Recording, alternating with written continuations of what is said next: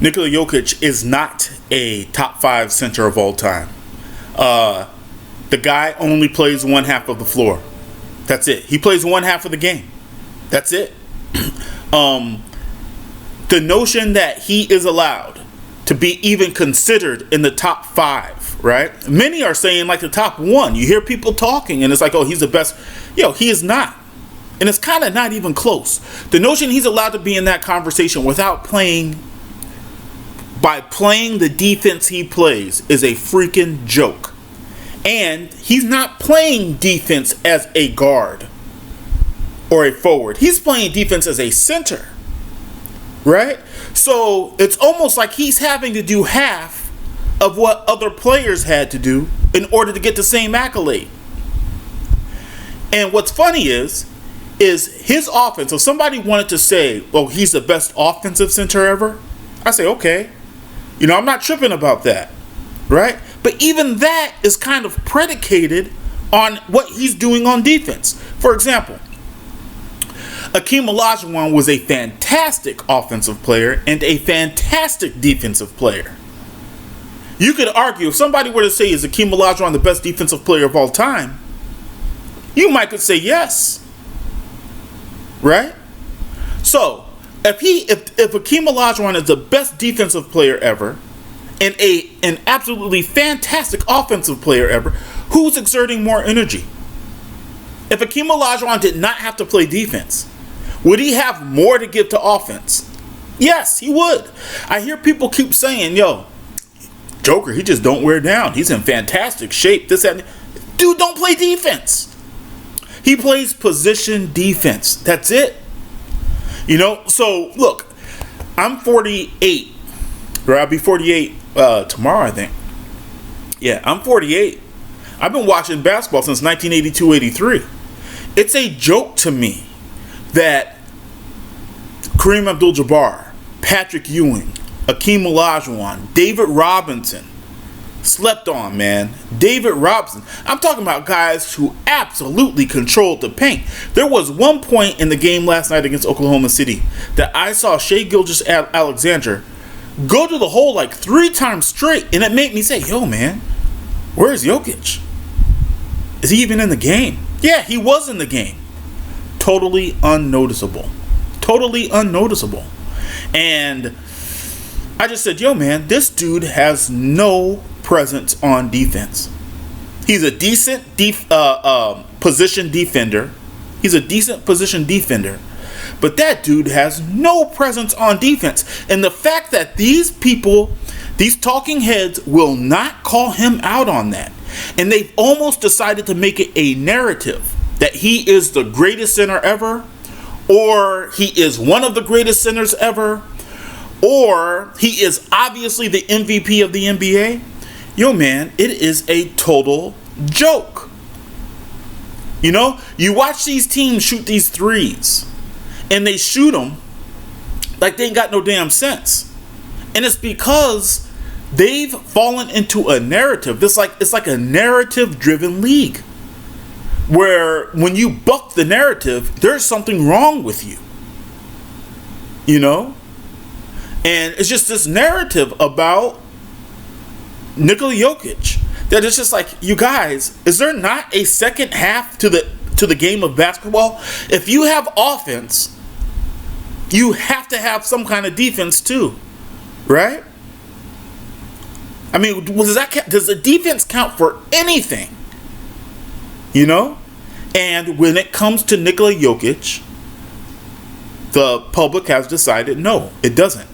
We don't care about defense. All of a sudden, we don't give a damn about a center being able to discourage shots, to alter shots, to block shots, to lock up the middle. We don't give a damn about any of it, because we love Nikola Jokic. Look, if you're watching this video, don't just say I'm a hater, right? Back up what you're saying. If you're watching this video, tell me I'm wrong. Tell me Nikola Jokic plays good defense. You know what? Scratch that. Tell me he plays defense on par of other great centers. Look, I'm going to tell you right now, this is who I think is better than Nikola Jokic. Just off the top of my head, right? Shaq was better. And I'll give a little description too. Shaq was the most dominant center ever on offense. And he was way better than Jokic on defense. When people went to the middle, was he the Dikembe Mutombo type shot blocker? No. But you thought about him when you went to the middle. Yo, these cats aren't thinking a lick about Jokic. You thought about Shaq. They ain't thinking one bit about Jokic. And I saw they come in, he ain't even making a jog effort, nothing to come over and try to help out. Yo, man, his defense is a problem. And people keep acting like, yo, we don't care. Well, are we? No, they're not acting. They believe that crap. That all that matters is offense. So, Shaq is better than Jokic. And really, I'm telling you right now, this stuff is not even close. Right? Shaq is better than Jokic. Hakeem Olajuwon is better than Jokic. David Robinson is better than Jokic. Kareem is better than Jokic. And although I did not see Wilt Chamberlain play, I'm going to say Wilt Chamberlain is better than Jokic. If somebody wanted to say Bill Russell, I would question whether or not Bill Russell's ability to lock down the middle on defense was equivalent to Jokic's ability to put up points on offense. Was it? I don't know. I didn't really get to see enough of the guy play. Right? All I know is that from everything I've seen, everything I've read, everything I've heard, is that Wilt Chamberlain was the same. Dude locked up the middle. What is that worth? I saw people they talk like Allen Iverson is a reason why Philadelphia got to the NBA Finals.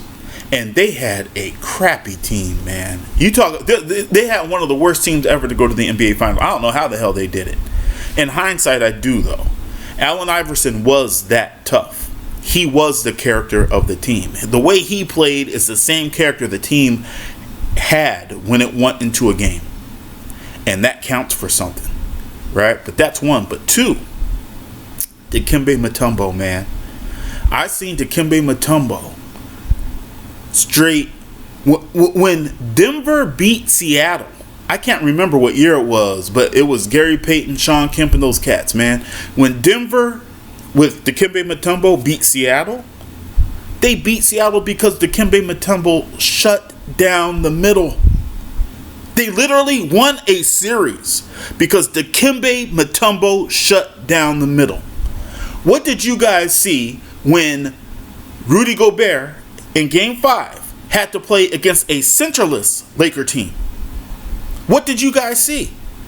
Right? The reason why Jokic is allowed a pass on defense, right? You could argue offensive is one half of the game, defense is the other half of the game.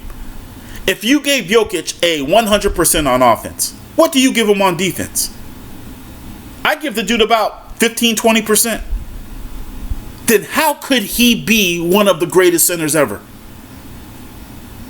If you want to say he's one of the greatest offensive centers ever, go for it. But even with that, you have to caveat it. If you're saying he's one of the offensive players ever, and you keep talking like, oh, the guy just doesn't wear down, he's in excellent shape. Dude, don't play defense. Defense is where the conditioning and the heart and everything else comes in. Yo, in watching games this year, I'm watching Luka, and it's like, damn, man, this dude, he can't get around on defense. He can't do a damn thing. He looks exhausted. And then once the rebound came off and he got the ball, all of a sudden it looked like he had more energy. You know, it's true. It looked like the dude had more energy instantly. Right? Dude is taking a break on defense in order to have the energy to play offense. And then he's taking a break on defense to have the energy to play off. And you guys are saying that doesn't matter. It doesn't matter to this particular player. Yo, it's such bull crap, right? That this dude is given such a pass on defense, man. I can't believe it. I cannot believe it. You know, I'll tell you something else too. Back in the day, the NBA respected big players, right? See, it wasn't really up until the Golden State Warriors that the NBA straight denied the value of a center and what a center does. The Golden State Warriors changed the game because the idiotic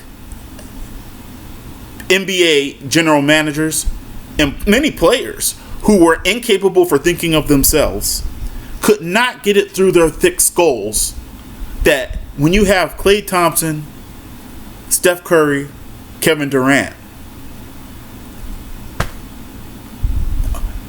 they are the exception to the rule. You guys are the rule, they're the exception to it. So you guys keep trying to copy the exception. You can't. It ain't gonna happen. And in that era, around that time, three-pointer became way more prevalent, right? Teams sacrificed the idea of having a true big man. So I'm just gonna tell you straight up, Jokic is not putting up video game stats in the 80s and in the 90s and in the 2000s like he's doing now. He ain't doing it. Just too many big bodies to put on him, right? I've never seen a time in the NBA where the regular season looked so different from the playoffs. It looked so different from the playoffs, right? In the 80s, the league was coming up, right? And the regular season damn near mirrored the playoffs. You had low scoring games all the time. In the 90s, you had something very similar. The regular season imaged the playoffs. 2000, same thing. And then, man, again, around the time Golden State came up, all of a sudden, you see this huge difference, right? There was always a difference. Don't get me wrong, man. I'm not trying to be that old dude who is saying, well, back in my day, I'm not trying to be that cat. I'm just telling you that if the league averaged 107 points a game, right, during the regular season in the 80s, they averaged, 104 points, 102 points in the playoffs. It wasn't such a huge difference, right? What you're seeing now is whatever teams are doing in the regular season, once they get to the playoffs, those numbers are going so far down to the point that I heard Trevor Lane, idiotically say, "Oh, the Lakers need to score more points in these playoffs." Blah blah. You can't just score more points in the playoffs. The intensity went up, the physicality went up. The defense went up, everything went up, and you guys are talking about, the Lakers need to score. No, man, you don't get it. You're not understanding. The playoffs are the real game. In the regular season, you need to score less points. You understand? You need to score less points in the regular season and play better defense. And by the time you get to the playoffs, the difference in the scoring should be about 5-7 points. Right? Instead, with the Lakers, you saw some 80-point games, some 90s point games, and stuff like that. Right? My point is, in the 80s, 90s, 2000s, you had a lot more bigger players who played a much more prominent role in the game, right?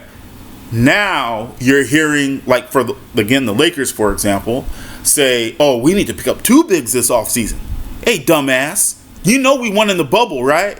With 2 bigs, right? On the court, damn near, a lot, right? We played 80 in the crunch, but for the rest of the game, we often had 2 bigs in the game. You know that, right? Because back then, actually, we lucked into the team we had back then in 2020 during the bubble. We lucked into that. But the point is, there were a lot more bigger players who had a bigger role in a league that was not so 3 dependent back in the day. Right? When I say back in the day, I mean the rest of NBA history. Right? It's like when I say back in the day, it's like just recognize that the United States has had slavery longer than it hasn't. You know what I mean?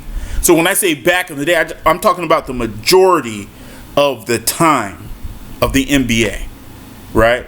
The history of the NBA. It's this new thing with these threes and these the discrediting of big men, it's all new. Right? So you got Jokic playing in a league that is just now starting to go back to being big. That is just now starting to get over Golden State. And you're seeing a difference in his performance. Right? Could he put up the 44 and 24 rebound and 10 assist games? Yeah, he can. The dude is absolute. Look, for any player to be able to do that, respect to him. Respect to him. The dude is awesome. I'm not hating on him, right? I'm just pointing out that offense is one side of the game. Defense is the other side of the game. Could you get masked? Could your deficiencies on defense be masked if you have a good team defense? Absolutely. And I respect that, right? Magic Johnson, my favorite player ever, was masked in a great team defense. When the Lakers lost Anthony Davis, their defense actually got better because they improved their team defense and stopped relying on one person in the middle to discourage shots. But Jokic is something different. Team defense, no team defense, whatever. As a center, as a 7-footer on a team, that dude has no presence. No presence whatsoever. And it's a joke that the NBA has decided to overlook that in order to give this dude accolade after accolade after accolade. Which, given the NBA now, I wasn't tripping about him getting MVPs.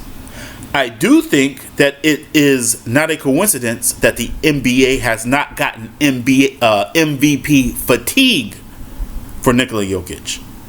But I'm not complaining or bitching about him being considered the MVP right now. I do have a huge beef when people start to say he is the greatest center ever. That is a total joke.